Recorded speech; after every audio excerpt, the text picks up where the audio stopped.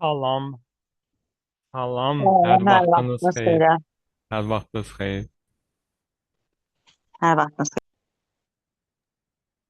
Salam, hər vaxtınız xeyir, axşamınız xeyir.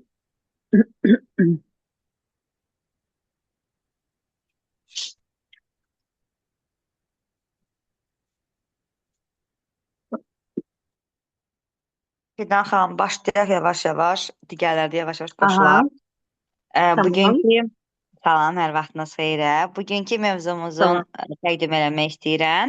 Erkən evliliklərin psixoloji və sosial nəticələri və ikinci mövzumuz isə uşaqlarda təhsil motivasiyasının formalaşdırılmasıdır. Və bugünkü qonağımız isə klinik psixoloq Fidan Hüseynovadır. Fidan xanım, sizi salamlayıram.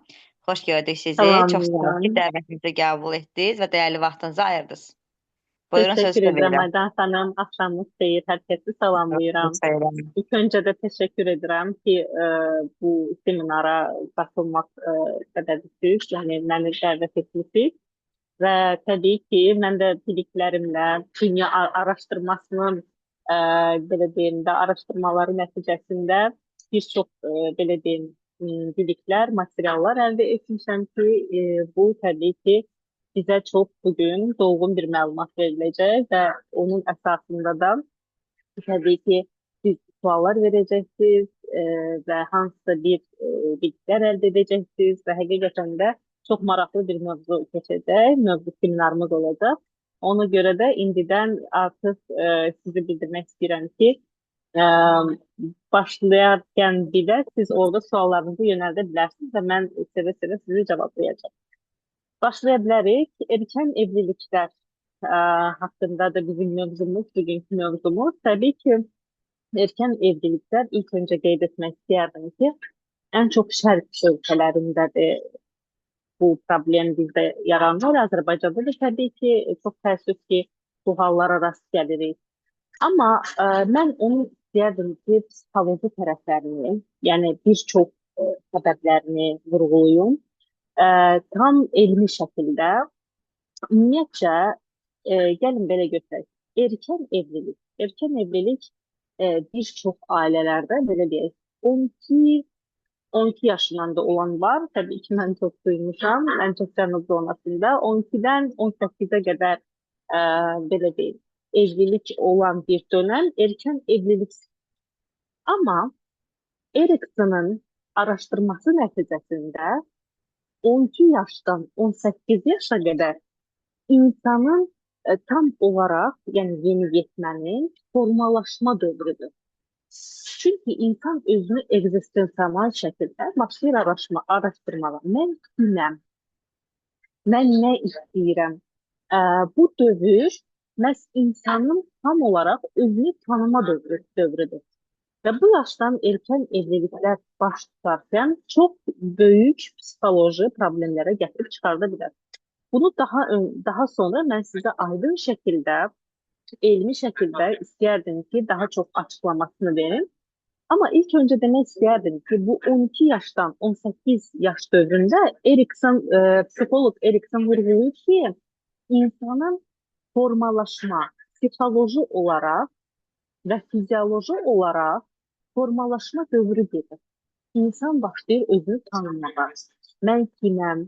Mən nə istəyirəm? Hədəfim mənim həyatda nədir? Yəni bu kimi suallar verdikdə artıq insan bu formalaşma dövrünü keçməlidir. Və hər hansısa bir ailə, karyera deyilən bir sahə insanın hədəfində olmur. Sadəcə bir yəni formalaşma dövrü olduğu üçün insanın ekzistensional, yəni ekzistensional nədir? İnsan özünü tanıması. Mən olaraq, şəxsiyyət olaraq, mən kiməm? Mən həyatda nə istəyirəm? Mənim seçimlərim nə olacaq? Gələcəyim necə olacaq deyə bir suallar yaranır insanda. Və bu da Eriksonun belə deyim, nəzəriyyəsi baxımından 12-18 yaş dövründədir. Bu dövrdə heç bir evlilik haqqında düşünülməməlidir təbii ki. Və erkən evlilik bu dövrdə, bu periodda erkən evlilik dönəmi baş tutduqda bu proses bölünür. Bu proses kəsilir. Bu proses destruktiv şəkildə pozulur. Yəni insanın özünü tanıması, bir şəxsiyyət kimi formalaşması durumu pozulur. Və bu dönemdə bir qadın, bir xanım evlilik baş tutduqda, yəni erkən olaraq psixoloji olaraq təsir göstərir. Necə bir təsir? Bunu daha çox aydın şəkildə izah edəcəm. Bu dünya araşdırmaları nəticəsində mən bunu əldə etmişəm ki, insanlar erkən evlilik etdiyi zaman bəzi destruktiv şəkildə yarılıqlar, yəni belə deyim, ana rolu verilir və yaxud da ki, xanım yoldaş rolu verilir, gəlin rolu verilir və bu formalaşmaq dönemində bu xanım, bu insan təbii ki, bütün bu psixoloji proses olduğu zaman, yəni özünü tanımaq müddətindən həmən erkən evliliyə keçən dönəm olanda, o zaman insanda psixoz əmələ gəlir. Və təbii ki, biz bir çox xanımlara baxsaq ki, onlar erkən evlilik ediblər, onlarda bir müddət sonra psixoz, panik atak, post-travmatik stres narahatçılığı və təbii ki, post-travmatik stres narahatçılığının iki növü demək olar ki, var. Biri mütəmmadi daimi olan, biri də ki, yəni bir dəfə olan, amma şuur altında həkk olunmuş şəkildə. Bu ikinci növüdür. Bunun haqqında daha sonra danışacağım. Amma ilk öncə istərdim demək, vurğulamaq ki, bir xanım erkən evlilik etdiyi zaman bu struktura pozulur. Necə pozulur? Bunu daha sonra izah edəcəm. İnsanda belə deyim, sindrom var. Sindrom learned helplessness. Bunun elə bir fenomeni var. Necə bir şeydir? Bir alimin araşdırması nəticəsində Seligman deyilən bir alim var. Martin Seligman. İnsanın beynində bir yer var, yəni kütlə var ki, o məhz 25 yaşında formalaşır. Bu Martin Seligman'ın araşdırması nəticəsində deyilir ki, ən xanımlarda, gənclərdə 25 yaşında bu beyində olan bir hissə var ki, bu formalaşır. Və bu nəyə cavab verir? Seçimə, insanın iradəsinə, insanın istəyinə, yəni insanın hər bir bu funksional emosiyasına təsir edir, sonra kognisiyasına, davranışına, bunların hamısına təsir edəcək bir hissə var ki, beyində cavab verir. Və bu da 25 yaşında formalaşır. Və erkən evlilik olan zaman, yəni 22 yaşdan öncə olunan evliliklər bu strukturanı pozur. Yəni Martin Seligman'ın araşdırması nəticəsində əgər ki biz bu 25 yaşda olan beyin hissəsindəki o hücrə ki var, o hissə ki var, o formalaşmadan biz erkən evliliyə addım atarsak təbii ki bu struktur pozulur. Yəni insanın seçiminə, insanın iradəsinə, insanın şuuruna, insanın düşüncəsinə bu təsir göstərir. Və təbii ki də mən istərdim daha dərindən bu araşdırma nəticəsində olan bilgiləri sizlə paylaşım ki, erkən evliliklərin qarşısını alaq. Bu həmin erkən evliliklər, xanımlar erkən evliliklərə addım atdıqdan sonra məsəl üçün seçimdir, qərardır, istəkdir, iradədir. Bu kimi artıq istəklər arxa plana çevrilir. Çünki artıq xanım özünü həyatda hədəfi olmuş kimi deyil də, mən artıq asılı vəziyyətdə kimi hiss edir. Çünki erkən evlilik məhz psixoloji olaraq bu yöndən təsir göstərir. Və elmi araşdırmalar nəticəsində neyrobioloji hissə var deyə, neyrobioloji olaraq da insanın beyninə çox pis təsirlər göstərir. Neyrobioloji sahədə necə? Ee, Mesela için o dediğim ki hisse var, beyindeki olan hisse, kara deyirlər ona. Ee, O hisseye tesir göstererek insanın seçimlerini, bu arada mesajlarınıza cevap vereceğim biraz sonra. Suallarınızı yönlendirebilirsiniz. Ve artık insanda ne əmələ gəlir? Qadın olarak seçimlerine, hüquqi olarak öz isteklerine arka planına çevirir veya hatta ki tamamıyla bloklayır. Bu da en çok 14, 15, 16 yaşında evlilik eden hanımlarda baş verir. Və təsəvvürünüzə gətirin ki, bir xanım əgər erkən evlilik edirsə, maddi olaraq, yəni bilir ki, maddi olaraq, finansal olaraq, psixoloji olaraq, ə, mənəvi baxımdan artıq yoldaşından asılıdır. Və insanda şuuraltı olaraq xanımda nə formalaşır? Mənim öz istəklərim yox da, artıq mən maddi olaraq yoldaşımdan asılıyam. Mən bunu etməliyəm, onu etməliyəm deyə bir subliminasiyalar formalaşır. Yəni beyində sözlər formalaşır.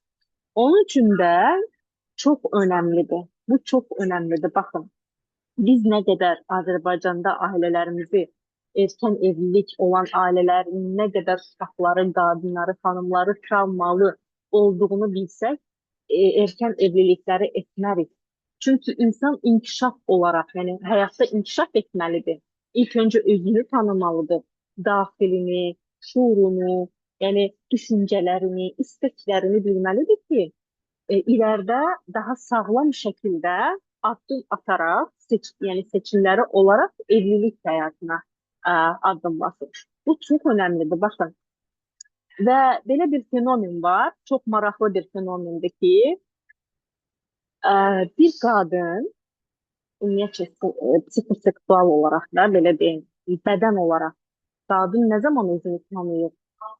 Təbii ki, psixoloji formalaşdıktan sonra, isteklerini bildikten sonra, hayattaki hedeflerini bildikten sonra qadınlar bir müddət sonra, bu en çok 25 yaştan sonra olur, bədənini, yəni bədəninin hər bir hissi özünü hiss etməyə, tanımağa başlayır.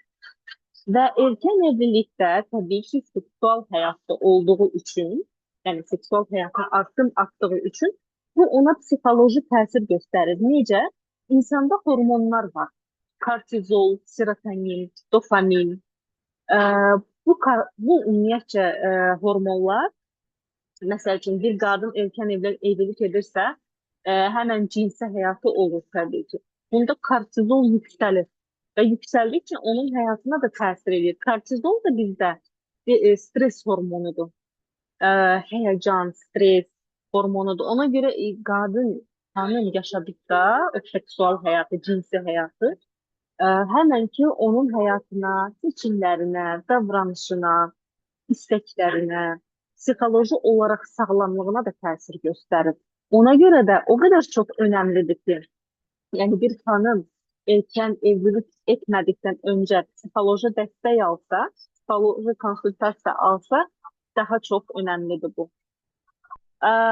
Ve bunu qeyd etmək istəyərdim ki, hər bir insanda 25 yaşında olanlar kim varsa bunu hətta özlərində qeyd etmiş ola bilərlər, yəni nəzər yetirə bilərlər.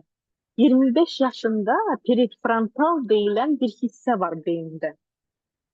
O bize tesir gösterdiğini bizim seçimlerimizde, bizim düşüncelerimizde, bizim şuur altımızda olan stereotipler, necə deyim, subliminallar, hamısı ortaya çıkmaya başlayır. Bizim davranışımızda en çok həsr olunur, gösterilir.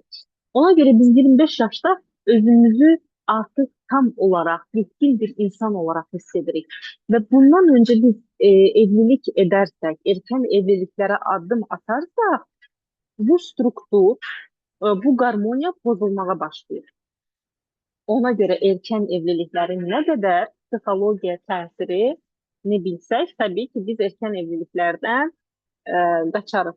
Yani hiçbir erken evlilik olmaz. Kortizol toksikliği denilen bir şey var.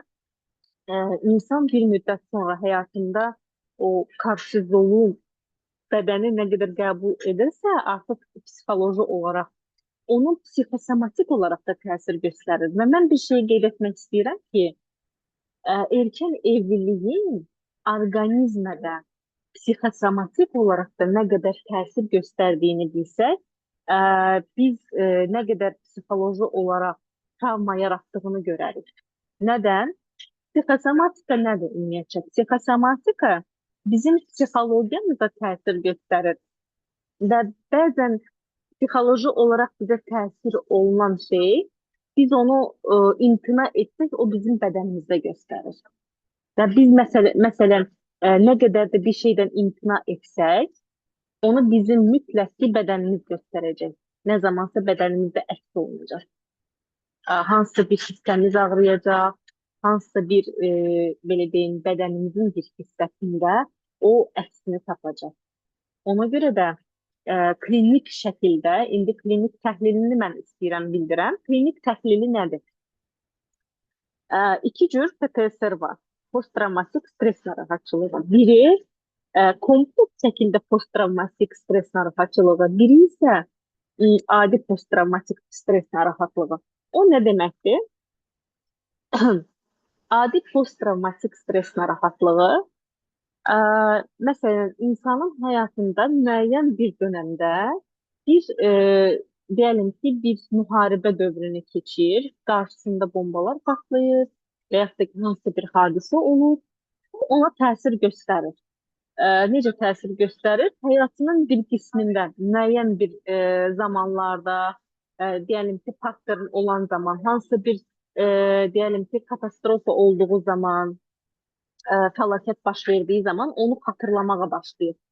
Biri də var, kompleks şəkildə posttraumatik stres narahatlığı. Bu nə deməkdir? Bu, erkən evliliklərdə baş verən bir sindromdur. Yəni ki, xanım mütəmadi olaraq, yəni bu evliliyin içərisində daimi olduğu üçün onun həyatına təsir edir, psixologiyasına təsir edir. Yəni təsəvvürünüzə gətirin ki, 12-18 yaş arası, yəni bir uşaqlıq dönəmi sayılır. Uşaqlıqdan yetkinliyə keçid dövrüdür. Yəni o dövrdə təsəvvürünüzə gətirin ki, insan necə bir həyat qura bilər, ailə qura bilər. İnsan özünü tanımadan, şəxsiyyətini tanımadan, mənliyini tanımadan necə ailə qura bilər? Necə başqasına ailə qurub da ailə bir konstitusiyadadır. O ailəyə daxil olub, orada bir rollar var, orada məsuliyyət var. İnsan öz məsuliyyətini daşıya bilmədən necə erkən evlilik qura bilər? Bax, bu sual bizim şuuraltımızda həkk olmalıdır ki, nədən bu erkən evliliklər baş verir? Ki, ən çox valideynlərdən təbii ki, asılıdır. Ona görə valideynlər çox maariflənməlidir bu formada ki, yəni bilsinlər ki, erkən evliliklər nələrə gətirib çıxardır. Və təbii ki də bu kompleks şəkildə olan PTSR, posttraumatik stres narahatlığı, xanım, yəni mütəmmadi olaraq o durum içində olduğu üçün şuuraltısı, psixologiyasına çox böyük təsir göstərir. Və ən çox da demək istəyərdim ki, erkən evlilik ən çox cinsi həyata da çox böyük travma yaşadı. Nədən? Çünki düşünün ki, yəni bir xanımdır, və yaxud da bir bəy də ola bilər təbii ki, və öz seçimlərini, öz istəyini, öz bədənini tanımadan yeni bir ailə qurub və o ailədə təbii ki, cinsi həyatı olur. Bu da o qədər çox təsir göstərir ki, yəni həm insanın gələcəyinə, gələcək addımlarına, gələcəkdə qurduğu, yəni planlar qurmaq istədiyi dönəminə o qədər təsir göstərir ki, yəni biz bilsək, bunun qarşısını almaq üçün, yəni əlimizdən gələni edərik. Və nələrə gətirib çıxardır erkən evliliklər? Əsas məqamdır. 1. Depressiya. 2. Posttraumatik stres narahatçılığıdır. 3. Psixoz və biz bunu çox önəm verməliyik. Ən çox bu nədə əks olunur? Məsələn, bir xanım erkən evlilik edirsə və sonra dünyaya uşaq gətirirsə, təsəvvürünüzə gətirin ki, özünü tanımayan bir şəxs dünyaya yeni bir insan gətirir. Yəni, sizcə bu psixoloji olaraq necə bir insanın şuuru altına, necə insanın davranışına, həyatına təsir göstərə bilər? Onun məsuliyyəti, onun nə qədər həyatda vacib olduğu məqamlar var ki, biz onu nüans olaraq, yəni detallı şəkildə düşünsək, nələrə səbəb olduğunu bilmiş olarıq. Ən çox da psixoza gətirib çıxardır və elmi araşdırmalar nəticəsində ümumiyyətlə bütün dünyada psixoloqların elmi araşdırma nəticəsində müəyyən olub ki, erkən evliliklər daha çox gətirib psixoza çıxardır. Psixoz, panik atak. Bu iki faktor insanda ümumiyyətlə müəyyən olunur. Ən çox da psixik zəif olan şəxslər ki, ailə qurur, onlara daha çox təsir göstərir. Çünki mənim ətrafımda mən bir neçə şahidəm ki, bir neçə xanımlar 18 yaşında ailə qurub və müəyyən bir dövrdən sonra, yəni 5 il, 6 il, 7 il keçəndən sonra panik atak deyilən bir ortaya çıxıb da sindrom, narahatçılıq. Və sizə mən bildirmək istərdim ki, psixologiyada belə bir söz var. Perinatal psixologiya. Perinatal psixologiya nədir? İnsanın, bir xanımın rəhmində olan, yəni bətnində olanda uşağın psixoloji olaraq insana, anaya psixoloji olaraq təsiri, onun onunla bağı, yəni buna perinatal psixologiya deyilir. Və bu dönəmdə və ondan sonraki dönəmdə, yəni dünyaya uşaq gəldikdən sonraki dönəmdə qadının erkən evliliyi nə qədər o uşağa təsir göstərdiyini gələcəkdə və eyni zamanda hamilə qaldığı zaman araşdırmalar nəticəsində nə qədər təsir göstərdiyini yəni bilsək, nə qədər pis olduğunu və nə qədər psixoloji təsir etdiyini görsək, yəni həqiqətən də çox məyus olarıq. Ona görə də erkən evliliyin ən, belə deyim də, pis nəticəsi də odur. Ondan ibarətdir. Və araşdırmalar nəticəsində müəyyən olub ki, 22 yaşdan öncə evlilik edən xanımların çox, belə deyim, yəni dünyaya uşaq gətirdikdən sonra psixoz xəstəliyi olma, panik atak olma riski 3-4 dəfə çoxdur. Nəinki 22 yaşdan sonra qurulan ailə dünyaya uşaq gətirəndə. Yəni onların riski daha çox. Yəni erkən evliliklərdən dünyaya gələn uşaqların, qadınların daha çox riski var. Və müəyyən bir müddət sonra əgər psixologiya demirsə, insanın bədəni başlayır danışmağa. Hər şeydə belə. Tək erkən evlilikdə deyil. Məsəl üçün, sizin deyələn ki, psixoloji olaraq bəzi həyatımızda demədiklərimizi bizim bədənimiz deməyə başlayır. Bizim bədənimiz bizə imtina etməyə başlayır artıq. Belə. Yəni, bu əsas qadınlara, erkən evliliklərə psixoloji olan təsirlərdən biridir. Və burada sual var. Hər hansı problemdə yarananda və yaxud ölüm faktı olanda doğuş zamanı bunu günahı həkimlərdə görürlər. Əsl günahkar və səbəbkar elə valideynlərdir. Mən belə bir şey deyim. Ümumiyyətlə, heç kəs günahkar deyil. Sadəcə olaraq həyatda yəni heç kəsi qınamaq olmaz. Çünki bəzi insanların bilmədikləri, maariflənmədikləri bir dönəm var və onu bilsələr bəlkə də bu addımı atmazlar. Ona görə mən çox istəyərdim ki, Azərbaycanda bu kimi maarifləndirici seminarlar valideynlərə, ailələrə keçilsin. Keçildikdə daha çox bunların qarşısını almaq yəni ehtiyacı duyulacaq, daha çox belə ehtimalı var. Ona görə də nə qədər çox maarifləndirici seminarlar keçirsək, nə qədər çox bilgiləndirsək bu sayədə bir o qədər də gözəl olar. Ə, belə deyim, indiki zamanımızda ən çox yəqin ki, fikir verirsiniz, nəzərə çarpan bir nüans var. Xanımlar 30 yaşdan sonra ailə qurmağa başlayır.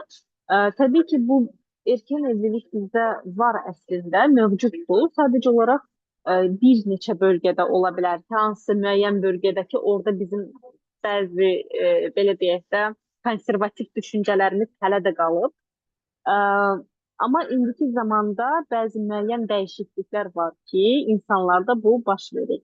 Yəni bu çox şad verici bir xəbərdir.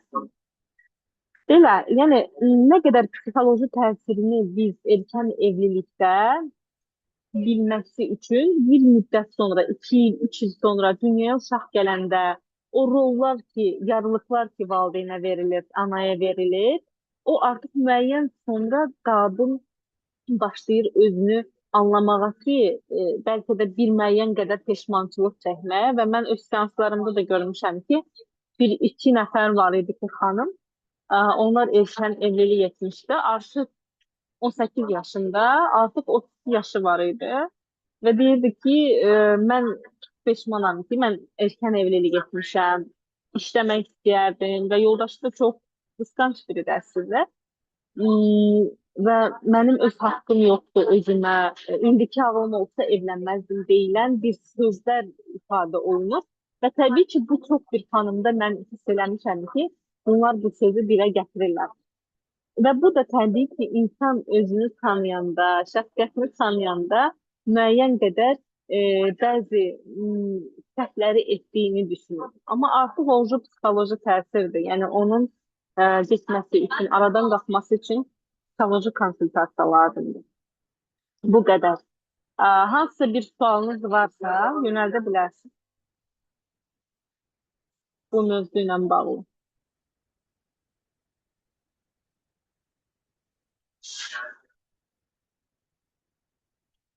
Suallarınız yoxdursa, artıq növbəti mövzumuza keçə bilərik.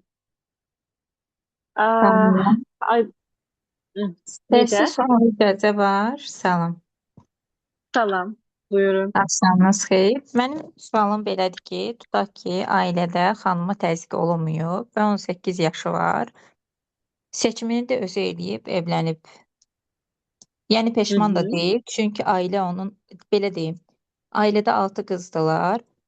6-sından, yox, 4 qızdılar. 4-ündən 3 oxuyub, öz istəyini oxuyub. Bu biri oxumayıb və evliliyi də özü elə qərar verib, istədiyi bir insanla evlənib.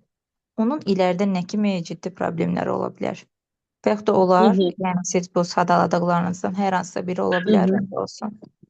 Bir sual verin. Ailədə hər hansısa evlilik qurduğu ailədə hər hansısa bir qısıtlamalar və yaxud da ki, sən işləyə bilmərsən deyə, mən səni atacağam. Yəni belə kimi sözlər olurmu, ifadələr olurmu? Yəni xanım özü azad hiss edirmi o ailədə özünü?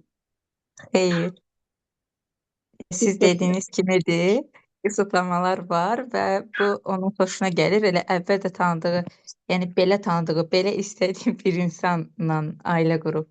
Qadın bildiyiniz hal-hazırda qurban rolundadır, idarə olunmağı sevir. Bundan zövq alır. Aha, tamam. İndi alır. İndi çox gözəldir. Bəlkə də onun üçün bir ampluadadır. Bir ampluadadır və oradan çıxa bilmir. Halbuki yəni sevir. Bəlkə də onun ailəsində, öncəki ailəsində travma oldu. Çünki o xanımın sanki diqqətə ehtiyacı var. Ona istilikdir deyirlər. Ən çox qadın diqqət istəyəndə, diqqət mərkəzində olmaq istəyəndə o natamamlıq kompleksindən əslində əmələ gəlir. Müəyyən bir müddət sonra. Və xanımda diqqət əksikliyi var əslində. Və o istəyir ki, hər zaman sevilsin, diqqət mərkəzində olsun. Amma indi o sanki bir rahat bir dönəmdədir. Müəyyən bir dönəm sonra o hiss eləyəcək ki, ona həm psixoloji olaraq təsir edəcək, həm psixosomatik olaraq təsir eləyəcək. Çünki müəyyən bir sonra anlayacaq ki, istəkləri var idi, hədəfləri var idi həyatda. Bəlkə indi anlamır. İndi bilmirəm nə qədər müddətdir evlidir. Amma bir neçə il sonra artıq o xanımın bəzi fikirlərində dəyişiklik olacaq. Xanımın neçə yaşı var bilmək olar? Xanımın 18 yaşı var, ili tamam olmayıb, amma problemləri də yaranıb. Siz dediyiniz problemlər var. Yəni dediyiniz o qısıtlamalar artıq ona ağır gəlməyə başlayıb. O şirinliklər artıq ona zəhər kimi gəlir. Hələ Var. indi, yəni başlanğıc. Çünki mən psixoloq olaraq, yəni nə deyirsinizsə deyin, mən onu Bəli. bilirəm ki, artıq elə olacaq. Çünki mən seanslarda da bir neçə xanımla olub ki, rastlaşmışam da bu durumdan və özlərinin hekayələrindən də, qohumlarının hekayələrindən də danışan olub. Həqiqətən də araşdırmalar da deyir ki, qadına erkən evlilik bir müddət sonra razı bilinmir. Çünki ilk öncə konfetlə buketlə period deyilir. Bir il çəkir o. O nə deməkdir? Qadın xəyal dünya. Ona hər şey xoşdur. Ona necə deyim, o diqqət, sevgi, ona rahatlıq verir. O necə deyim, qısqanclıq, ona rahatlıq verir, huzur verir. Amma müəyyən bir sonra insanın özünün alanı var. Rahatlıq, huzur alanı var. Məsəl üçün bir insan gedib tək bir yerdə otura bilər, kofe içə bilər, özü üçün nəsə eləyə bilər, inkişaf eləyə bilər və o ona bəzi məqamlarda onu hiss etdirəcək özündə.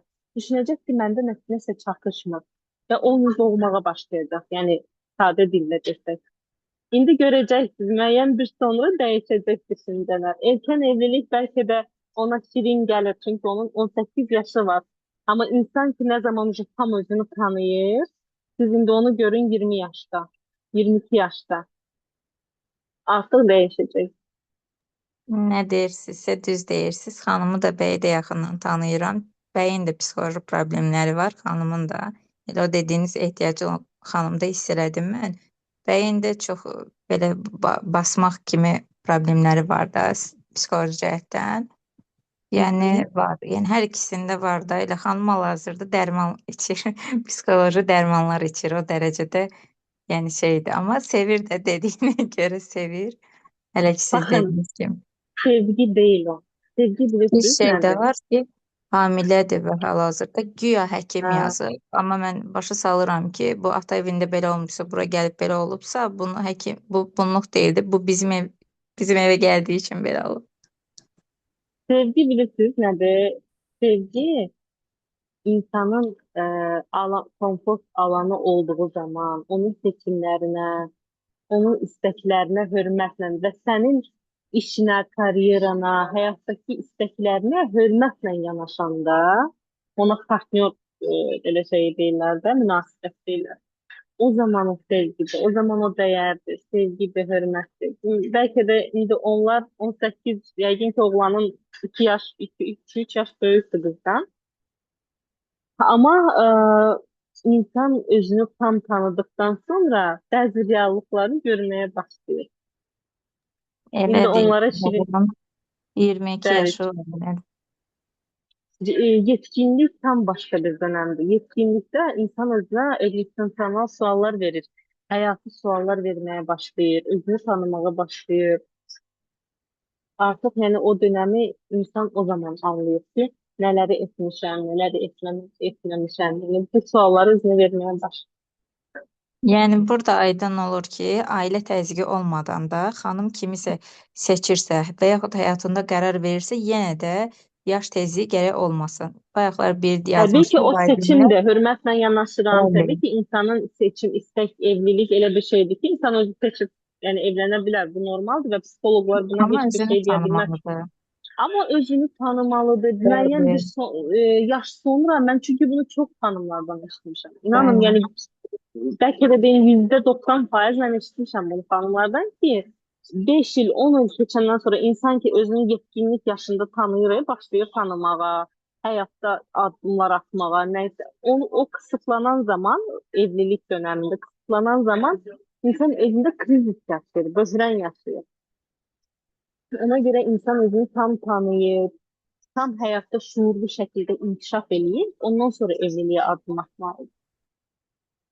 Yəni ailəni qınamaq olmaz da. Bayaq dedilər ki, ailə ana ata onlarlıq deyil. Ola bilər elə ailə təzyiqi Hı adı hı. altında da evlənənlər olur. Yaşadıkca ölənə kimi ailəsini qınayır. Onlarlıq heç bir şey yoxdur. Yəni hər şey bizim öz əlimizdədir deyə düşünürəm.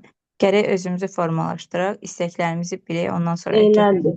elədir. Çünki Amma ailə bəzi təzyiqi altında situasiyalar. olmasa, Hı hı. amma ondan sonra yenə də dəyişdirə bilirik də. İndi hansı dövrdə yaşayırıq ki, yoldaşın təzyiqinin altında qalaq və yaxud da qaynana, qaynata mövzusu hamısını indi cərimələndirirlər. Qaynana olsun, qaynata olsun, kim təzyiq Hı göstərirsə, hı. hamısının yerindəcə cəzasını verirlər də. Yəni müstəqil Doğrudur, dövlət elədir. Amma olduğumuz üçün müəyyən bir yerlərdə müstəqil. yenə də qalıb bu bizim belə deyim də şuuraltımızda. Məsəl üçün deyirsiniz təzyiqdə. Mən bir xanımdan eşitmişəm ki, 18 yaşında təzyiq, valideyn təzyiq altında ailə qurdu və indi 32 yaşı var, peşmandır. Yəni deyir ki, kəşke qurmazdım. Yəni atam xəstə idi, atam dedi, mən razılaşdım. Yəni bu kimi sözlər var, akcent olaraq. O Yəni ona qurban görə verib sanki özünü, o da heç yaxşı deyil. bəli, heç yaxşı deyil. Yəni bu kimi durumlar da var. Ona görə vurğuladım ki, təzyiqi altında olan e, duran xanımlar da var. Təbii ki, istisnalar da var siz dediyiniz kimi. Amma yenə də öz seçimidir, öz qərarıdır. Sadəcə olaraq psixoloji onun təsiri irəlidə necə olur, onu mən vurğuladım bugün. Təşəkkür edirəm. Çox sağ olun. Əla. Hər Buyurun, şey əla. buyurun, buyurun.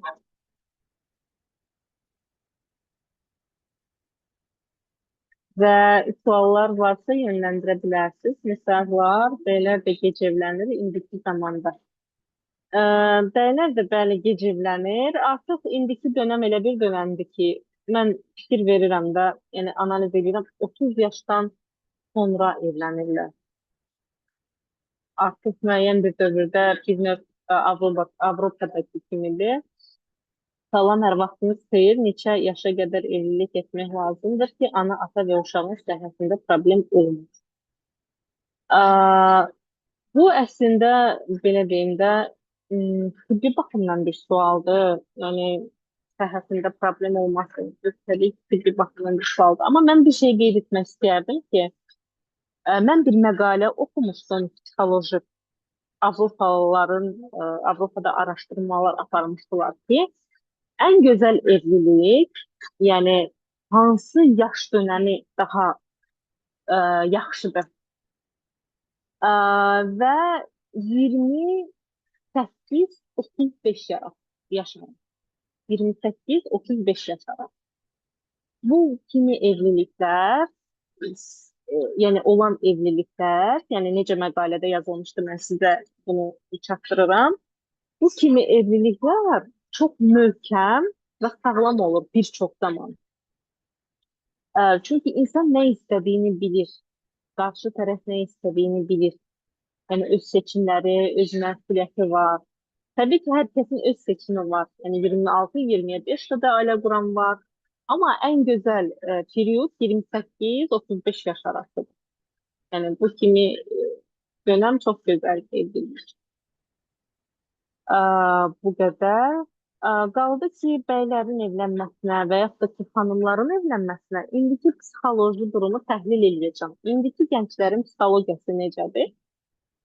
Düşünür ki, mən həyatda öz yerimi tutum, öz yerimi bilim, öz karyeramı qurum, öz gələcəyim üçün çalışım, bir şeylər əldə edim. Ondan sonra artıq evlilik haqqında düşünürlər. Yəni azad düşüncə olaraq formalaşır. Bu qədər. Başqa suallarınız varsa yönləndirə bilərsiniz.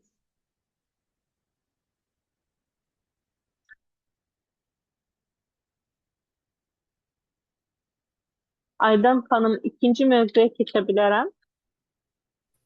Axşamınız xeyir, Fidan xanım. Necə? Axşamınız xeyir. Axşamınız xeyir, Nurcan xanım. Aydan xanım müəyyən səbəblərə görə, texniki səbəblərə görə və təlim olduğuna görə çıxıb. Hal-hazırda onun yerinə mən moderatoram. Bəli, mövzunuza keçid edə bilərsiniz. Tamam. İkinci mövzumuz isə uşaqlarda təhsil motivasiyasının formalaşmasıdır. Ə, mən özüm ilk təhsilim müəlliməyəm, həm klinik psixoloqam, filologiyanı bitirmişəm, bakalavr, magistratura ilə doktoranturada psixologiya üzrə oxumuşam və 5 il müəlliməlik təcrübəm var və bu təcrübəyə əsasən rus dilindən, psixologiyadan dərs tədris edirəm və bu belə deyim, təcrübəyə əsasən qeyd etmək istəyirəm ki, indiki uşaqların həm psixoloji baxımdan, həm tədris, təhsil baxımından ən çox düşüncələri necədir? Məsələn, dərsə çox az yönümlüdülər. Dərsə çox az yönümlüdülər və bunun da səbəbi təbii ki, sosial şəbəkələr, ailə baskısı və burada qeyd etmək istərdim ki, bəzi motivasyon texnikalar var ki, bunu təbii ki, özüm uşaqlara, şagirdlərə tətbiq etmişəm və istərdim ki, bunu sizlərlə də paylaşım. Ümumiyyətcə, necə motivasiya yaratmaq lazımdır ki, indiki dönəmdə, məsəl üçün, Z kuşağı deyirlər də, indi şagirdlər deyirlər ki, məsəl üçün, 5-ci, 11-ci siniflər arası ki, onlarda daha çox motivasiya yaratmaq. Belə deyim, indiki hal-hazırda dönəmimizdə valideynlərin uşaqların tədrisinə, təhsilinə o qədər böyük rolu var ki, mən qeyd etmək istəyərdim ki, nə kimi böyük rolu həm mənfi tərəfdən, həm müsbət tərəfdən. Mənfi tərəfi odur ki, mən bir çox belə deyim də təcrübə zamanı rastladığım bir durumlardan biri odur ki, valideynlər uşaqlarını çox yükləyirlər. Yəni mən Rusiyada yaşadığım dönəm olan uşaqları və buradakı uşaqları müqayisə edəndə görürəm ki, nə qədər çox yüklənirlər. Nə mənada? Çünki hər bir uşağın yeniyetməlik dövründə, məsəl üçün 10 yaşdan deyəlim ki, 18 yaşa kimi onların belə deyim, professional выгорание var, iş yanması da. Biri var, tədris, beyin yanması. Yəni insan, uşaqlar o qədər məşğul olur ki, fəndən. Artıq onlarda beyin yanır desək, yəni bu daha doğru olar. Nədən? Çünki onlar həftənin 7 günü demək olar ki, dərs edirlər. Və bu onların artıq koqnitasiyasına, düşüncəsinə, davranışına, onların nəyisə etməyinə, hansı bir iş görməyinə, hətta səhhətinə təsir göstərir. Bunun üçün də onlarda motivasiya yaratmaq lazımdır. Necə motivasiya yaratmaq olar? Həftənin 7-24 şeylə, yəni çalışmaq, dərs oxumaq deyilən bir şey olmamalıdır. Yəni mən bir psixoloq olaraq qeyd edirəm ki, heç olmasa həftənin bir-iki günü uşaqlar istirahət etməlidir. Nə üçün? Çünki bu onların təfəkkürünə, düşüncəsinə, yaddaşına təsir göstərir. Ən azından insan düşüncə olaraq özünü yükləyəndə gərək eyni zamanda da fiziki hərəkət etsin ki, onlara yaxşı təsir göstərsin. Və mən qeyd etmək istəyərdim ki, motivasiyanı uşaqlarda necə yaratmaq olar? Motivasiyanı ümumiyyətcə ilk öncə belə deyim də, bəzi testlər keçirmək lazımdır psixoloji olaraq. Hər bir məktəbdə ümumiyyətcə öz psixoloqu olur, hər bir məktəbin. Onlarda test keçirib bilmək lazımdır ki, uşaqların hədəfi nədir? Çünki bir çox ailələrdə uşaqların, öz uşaqlarının ailələr hədəfini bilmir. Yəni, həqiqətən də istəklərini, hədəflərini tam olaraq bilmir. Çünki bəzi uşaqlar var ki, onlar fərqlidir. İntroverti var, ekstravert var. Onlar öz istəklərini müəyyən qədər bildirə bilmirlər. Bəlkə də tam qərar verməyiblər. Bunun üçün də birinci ilk olaraq, başlıq olaraq biz uşaqların nə istədiyini, hansı hədəfi istədiyini, yəni nəyə nail olmaq istədiyini və daha çox hansı sahədə özünü inkişaf etdirmək istədiyini bilməliyik. Yəni onların biz bu amalını bilsək, istəklərini bilsək, artıq necə hərəkət edəcəyimizi də biləcəyik və necə motivasiya yaradacağımızı da biləcəyik. Onun üçün də ilk növbədə şagirdlərimizdə təbii ki, bunu psixoloq keçirsə daha yaxşı olar.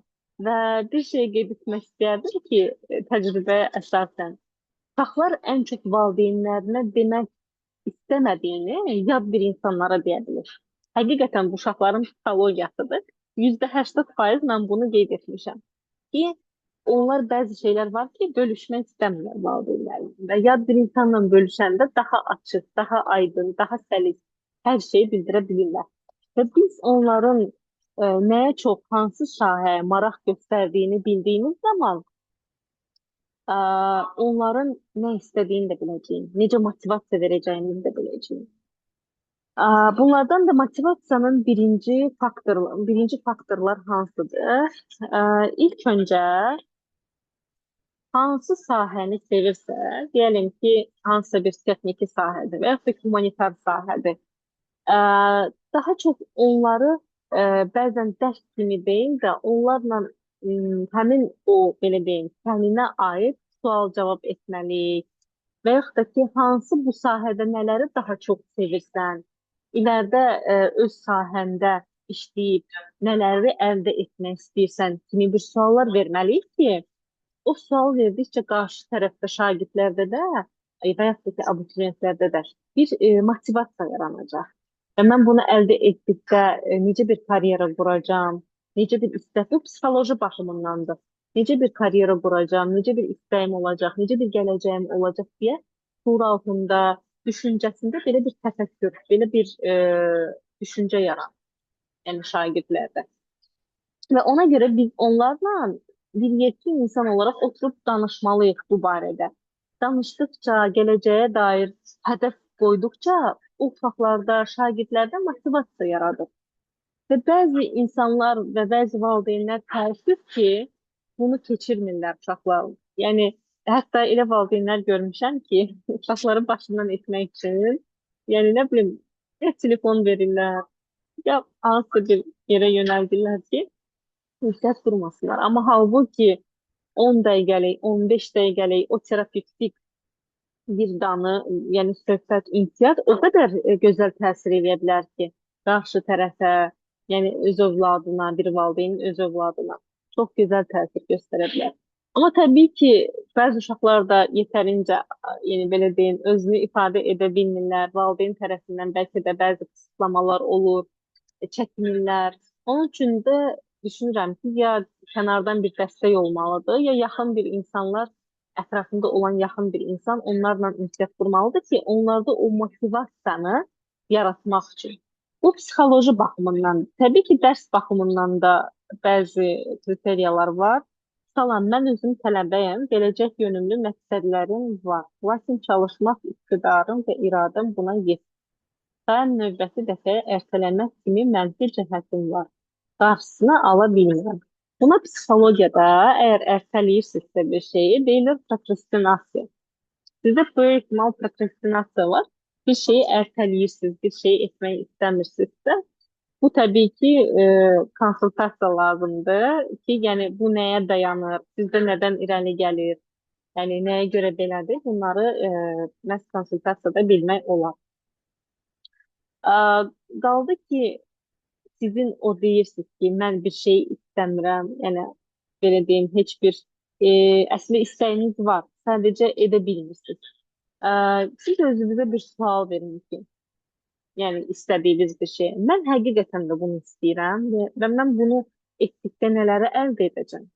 Hətta bunu bir kağızda da yaza bilərsiniz ki, mən bunu etdikdə mənə müsbət olan nələri əldə edəcəm? Və bu sizə daha aydın şəkildə yəni görməyə hər şeyi icazə verəcək.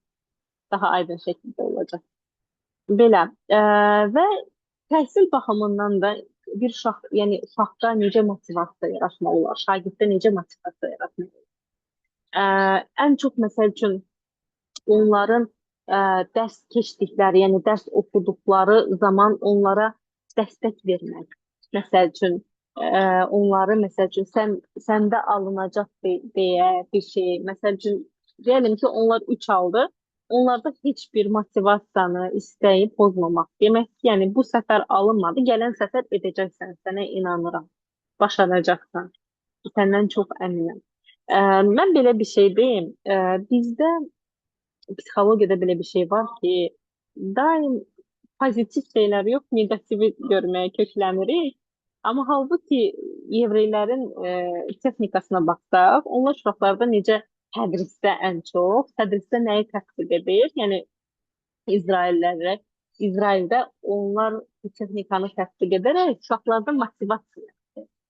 Diyelim ki, bir uşaq, şagird 20, diyelim ki 10 sualdan e, belə deyim, 3-4 dənəsini düz yazdı, qalanı səhvdir. Və onlar deyir ki, sən mən sənə inanıram, sən bu səfər belə yaz. Amma gələn səfər sən inanıram ki, yaxşı yazacaqsan. Mən sənə çox inanıram.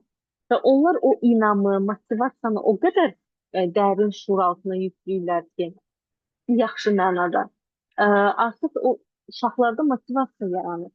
Bu biz bunu tətbiq etsək, psixoloji baxımdan tətbiq etsək, o qədər yəni uşaqlara, şagirdlərə təsir göstərər ki, həqiqətən də effektini də görərik. Sadəcə bizdə uşaqlar bir şey əldə etməyəndə valideynlər motivasiyanın çox təəssüf düşməsini sağlayırlar. Halbuki yəni belə bir durum belə bir təsbiq etmək lazım deyil. Çünki bunu etdikdə uşaqlarda motivasiya avtomatik olaraq düşür. Yəni bu ikinci kriteriyalardan biridir. Və əsasları mən vurğuladım. Hansısa bir sualınız varsa yönləndirə bilərsiniz. Və kimdəsə bəlkə də ailədə motivasiya ilə bağlı, təhsildə motivasiya ilə bağlı problemlər yaranır. Onu siz yönləndirə bilərsiniz suallarınızı. Ondan bağlı.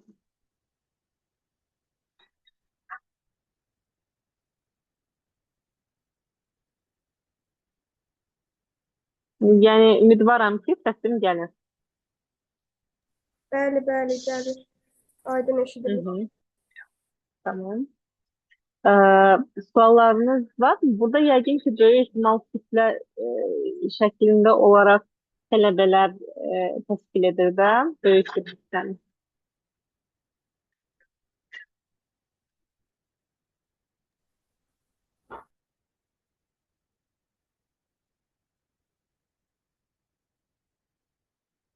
Bu arada konsultasiya ilə bağlı ailəsi tərəfindən özgüvənsizlik verilən övladın motivasiyasını necə artırmaq olar?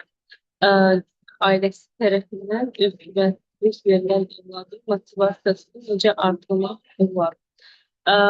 İlk öncə baxmalıyıq ki, bu natamamlıq kompleksi deyilən bir şey var. Ailə tərəfindən necə sözlər deyilir, təhsil baxımından, yoxsa insanın şəxsiyyəti baxımından, məsəl üçün belə bəzi uşaqlar var ki, onların valideynlər şəxsiyyətinə toxunaraq və yaxud da ki, təhsilinə toxunaraq nələri ifadə etməyin ondan asılıdır. Yəni hansı valideyn deyəndə atamla, anamla. Çünki psixologiyada atanın da, ananın da rolu fərqlidir. Onun həyatına, psixologiyasına təsiri çoxdur. Hərəsinin öz yeri var. Şəxsiyyətinə. Bu zaman biz psixologlar onun özgüvəni ilə işləyirik. Yəni mən şəxsən elə olub ki, 3-4 nəfər olub, mən də pasiyent, onların özgüvəni düşük olduğu üçün biz onun özgüvəni ilə işləyirik. Özgüvənini qaldırırıq, motivasiya veririk, daha çox özünü sevdirmək texnikaları tətbiq eləyirik. Hətta mən özüm hipnozda tətbiq eləyirəm ki, şuuraltı olaraq, NLP olaraq ki, onda motivasiya artsın. Yəni çox böyük təsirləri olur. Siz belə deyim, əgər görürsünüzsə ki, bir insan özünü ifadə edə bilmirsə və yaxud da ki, hər zaman kənarda qalmağı seçirsə, o zaman demək ki, onda natamamlıq kompleksi, özgüvənsizlik, özünü dəyərsizlik deyilən bir problem var. Şəxsiyyətdə səsinizlə bağlı zənglər.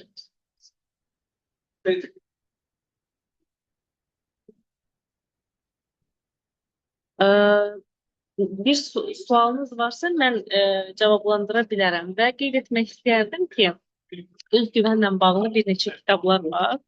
Onu oxuyaraq təbii ki, insan özgüvənini qaldırır bilər. Məsəl üçün, deyəlim ki, Dale Carnegie-nin yazdığı özgüvənlə bağlı insanları necə əldə etmək, o bağlı kitabları var. Və yenidən bir sual gəldi. Hocam, bunlar bizə açıq deyil. Və mən qeyd etmək istəyərdim ki, psixoloji konsultasiyada mən bunları korreksiya edirəm. Yəni, bu da mənim əlaqə nömrəmdir. Yəni, kim istəsə əlaqə saxlaya bilər və mən hansısa bir sualınız olsa və ya kitabla bağlı suallarınız olsa, mən cavablandıra bilərəm.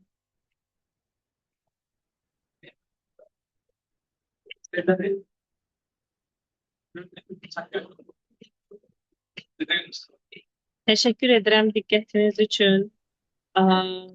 Yenə də bir daha vurğulamaq istəyirəm ki, hansısa bir sualınız olsa və yaxud da ki, təlimlə bağlı, konsultasiya ilə bağlı aşağıdakı nömrəyə müraciət edə bilərsiniz. Təşəkkür edirəm məni dinlədiyiniz üçün. Xanım çox maraqlı təlim idi. Aydan xanım öz təlimi ilə bağlı qoşula bilmədi. Aydan xanımın adından da sizə öz təşəkkür edirəm. Hazırda onun belə deyək də yerinə kömək məqsədli buradayım. Maraqlı məlumat üçün, dəyərli vaxtınızı ayırıb bizi maarifləndirdiyiniz üçün təşəkkürlər. Çox sağ olun. Kim yazılmaq istəsə, əlaqə nömrəsindən əlaqə saxlaya bilər. Təşəkkürlər. Bəli, biz də izləyicilər olaraq çox təşəkkür edirik. Həqiqətən o qədər gözəl danışdınız ki, heç bir sualımız qalmadı demək olar ki. Ona görə də sual verə bilmədik. Çox nitqiniz də çox gözəldir. Hər tərəfli danışdınız demək olar ki. Təşəkkür edirəm. Çox sağ olun. Daha inşallah maarifləndirici daha seminarlarım olacaq. Hər bir mövzu ilə bağlı psixoloji. İnşallah yenə də sevərək sizə tədris etməyi arzu niyyəti ilə. İnşallah sevə-sevə qoşularıq yəni. İnşallah.